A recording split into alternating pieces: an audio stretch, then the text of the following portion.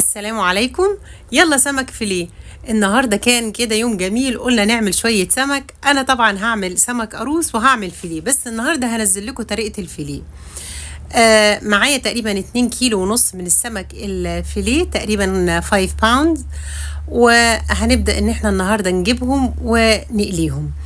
عندنا سمك فيليه، وعندي كمان شوية خل هنحطهم في الخلاط، ومعايا كده تشكيلة توم وبصل وفلفل بارد وفلفل حامي وطماطمية، نص طماطمية. حطي الخلطة دي هتتبسطي منها قوي. ومعانا شوية من المية صغيرين عشان نمشي الخلاط كويس. يبقى احنا حطينا تقريبا ربع كوباية من الخل، وحطينا معاها توم وبصل ونص طماطمية وفلفل اخضر واحمر بارد وحامي. هننزل بيه كده بعد ما بقى زي العصير، وهننزل عليه بقى بالكمون، وهننزل عليه برشة من جوز الطيب، ورشة من الملح، ورشة من البصل الباودر، ورشة من الثوم الباودر، وهننزل كمان رشة من البابريكا، ورشة من البهارات السبعة، وممكن تبدليها ببهارات سمك بس أنا بحب بهارات سبعة. وهنحط كمان رشة من الكزبرة الناشفة. تمام كده البهارات الأساسية خالص للسمك. هنعصر بقى عليها ليمونتين كبار او 3 ليمونات صغيرين، لو انت عندك ليمون كتري ليمون لان بيبقى تحفة جدا في السمك. تمام، فاحنا هنكتر الليمون. وحطينا كمان في الاول الخل، عندنا ربع كوباية من الخل، وبعدين حطينا بقى ندوق الملح كده، وبعدين نزود ملح. هنمسك بقى واحده واحده كده. بصي، بجيب الخليط كله على جنب كده، وابدا ان انا احط واحده واحده كده في الخليط ده، عشان اضمن ان كل السمك اتبل وبقى جميل جدا. هتتبسطي جدا جدا من السمك ده، كانك بتاكلي سمك في المطعم بالظبط، سمك المطاعم. عندنا بولة، عندنا كوباية من الدقيق، نص كوباية من النشا، وعندنا كزبرة، وعندنا كمان بصل وتوم بودرة وكمون، وعندنا كركم وفلفل أسمر وبيكنج باودر، وعندنا بيكنج صودا اللي هي الكربوناتو، وعندنا المج ده اللي انا عايرت بيه كل حاجة، الدقيق والنشا، وهو برضو اللي هنعاير بيه المية لان احنا هنعمل الخليط السائل. تمام، حطينا الدقيق وحطينا نص كوباية النشا، كوباية الدقيق ونص كوباية النشا. تمام، وبعد كده هنبدأ ننزل عليهم بقى بمعلقة صغيرة من كل اللي هوريهولك دلوقتي. معلقة صغيرة كزبرة ناشفة، وكمان معلقة صغيرة من البصل الباودر، ومعلقة صغيرة من الثوم الباودر، وهننزل كمان بمعلقة صغيرة من الكمون، وكمان هننزل عليهم برشة من الفلفل الأسمر وبعدين كمان هننزل بمعلقة من الكركم، ورشة من البابريكا، وهنحط الملح طبعا. كده فضل عندنا البيكنج باودر، هننزل بمعلقة، وهيبقى فاضل عندنا البيكنج صودا والخل. البيكنج صودا اللي هو الكربونات الصوديوم، او بقول يعني زي ما احنا بنقول المصريين الكربوناتو. تمام.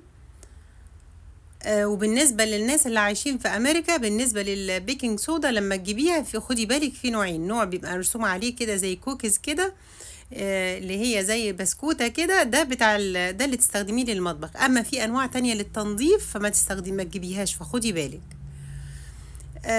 طيب، نفس المج اللي عايرتي بيه الدقيق الأولاني هنعمل بقى الخليط الجاف. هنحط كده كوبايتين من الدقيق بنفس المج، انا مستخدمه نفس المج لكل حاجه. الخليط السائل لسه ما خلطناش عليه السائل. هننزل عليه بشويه من الملح، ومعلقتين من نشا الذره اللي هو الكورن ستارتش. تمام، وهننزل كمان عليه برشه من الكركم. بس كده، ده الخليط الجاف، وهنركنه على جنب، وهنرجع تاني للخليط السائل عشان نخلط عليه السوائل اللي احنا عاوزين نعملها. احنا هنستخدم له نفس المج ونشتغل عليه. تمام، برضو هنحط بيه المية. بصي احنا هنا بنقلب ازاي، شايفة؟ على فكرة انا هسيبلك في الديسكريبشن باكس، هسيبلك طريقة السمك القاروص، انا عاملة الفيديو ده قبل كده، وهسيب لكم كمان طريقة الرز الصيادية برضو كان موجود في نفس الفيديو. تمام، اهو هنيجي بقى هنا هناخد مية، ونبدأ ننزل مية من الحنفية، ولا دافية ولا حاجة. تمام بنفس المج. طب معيار الميه قد ايه؟ مفيش معيار للميه، الميه على حسب ما بتلاقي الدقيق معاكي فكه بقى سايل، احنا مش عاوزينه تقيل، عاوزينه سايل. بس بقى انا عايزه اقولك اني هاكلك سمك تقدري تقولي عليه يعني حاجه كده ايه، والله اجمل من المطاعم مليون مره، وهتجربي بنفسك. حاجه كريسبي جدا، حاجه جميله قوي، وزي كده ما تكوني بتاكلي بره في مطعم، كل اللي هيدوقه عندك بجد يعني هيتوهم من الطعم الجميل. الكوبايه ما كفتش، هنحط شويه كمان. وطبعا انا حاطه الكميات دي لان انا عامله كميه من السمك 2 كيلو ونص. حضرتك لو هتعملي اقل من كده هتقللي في كميات التوابل، وهتقللي في الدقيق وفي الميه وفي كل حاجه. بس انا الحقيقه اللي انا عاملاه ده هو يدوبك عندي جدا كان لل 2 كيلو ونص. تمام.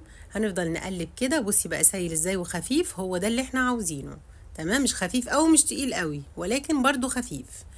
طيب هنيجي هنا بقى وناخد معلقه من البيكنج صودا، معلقه صغيره، تمام صغيره من البيكنج صودا، دي اخر حاجه خالص. ومعلقه كبيره من الخل، انا وريتك المعلقتين عشان تعرفي الفرق. بصي هتفور ازاي، الفوران ده بقى هيعمل عمايل واحنا بنعمل السمك واحنا بنقليه، هتشوفي بجد الجمال، حاجه كده تحفه. خلاص كده يلا بينا بقى هنروح نعمل السمك. هناخد الاول السمك نحطه في خليط الدقيق اللي هو الجاف، تمام، وبعد كده هنحطه في الخليط السائل، وبعدين نصفيه حلو جدا بايدينا كده اهو، وبعدين نرجع بيه تاني على الدقيق. شايفه الجمال، حاجه كده والله تحفه تحفه. اللي طبعا عندنا الزيت في الطاسة سخن، وبعد كده بتحمري على البارد، على البارد ولا يعني النار عالية ولا هادية؟ لا النار بتبقى عالية، يعني ممكن بس توطيها سنة كده اقل من العالي سنة بسيطة، فاهمة ازاي؟ اهو النار اهي عالية وشغالة اهو. حطينا الاول في الدقيق، وبعد كده نزلنا في الخليط السائل، وبعد كده نزلنا في الدقيق تاني. معلش انا بظلل شوية كده على الشاشة لان الحقيقة اتفاجئت ان انا في جزء كبير كده كان ايه يعني مني باين، والكاميرا ما كانتش مظبوطه كويس. بصي بقى الجمال، بصي، وهيحافظ الزيت على شكله وكل حاجه. هنا بقى كنا عاملين شويه رز صياديه، والحقيقه انا هحط لك اللينك بتاعه تحت الفيديو في الديسكريبشن بوكس. هتلاقي الفيديو نوعين من السمك كنت عاملاهم، وعامله معاهم الرز الصياديه، حاجه تحفه جدا. وكمان نوع تاني من السمك برضو اللي هو السمك القاروص، مراكب السمك القاروص، حاجه كده نظام مطاعم 5 ستارز.